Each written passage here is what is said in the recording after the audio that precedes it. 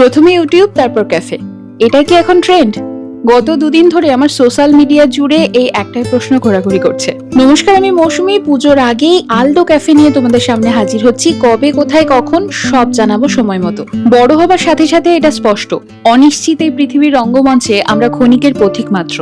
একটা মুহূর্ত এতটাই মূল্যবান, নিজের পরিবারের সাথে বিশেষ সময়টুকু কাটানো বাদ দিয়ে খুঁজে নিতে হবে জীবনে একাধিক উপার্জনের উপায়, অবশ্যই সৎ পথে, পরিশ্রমের সাথে। ইন্সপিরেশন ছড়িয়ে বেড়াচ্ছে সর্বত্র, দুহাত ভরে তোমার শুধু লুফে নেওয়ার অপেক্ষা। আমার থেকে আরো যদি 5 জন ইন্সপায়ার্ড হয়, এর থেকে আমার চেয়ে বেশি আর খুশি কেউ হবে না। করোনা প্রাককালে আমি আর আমার শাশুড়ি মা এক ক্লাউড কিচেন চালাতাম। নাম ছিল ঘরোয়া হেসেল। মনে করো না, সেই ক্লাউড কিচেনই ফ্যান্সি হয়ে আলদো নামে ক্যাফে রূপে তোমাদের সামনে ধরা দিতে চলেছে। আঘাত করে কমেন্ট করো না, কাজ করো, নিজের স্বপ্ন পূরণ করো, ভালো লাগবে।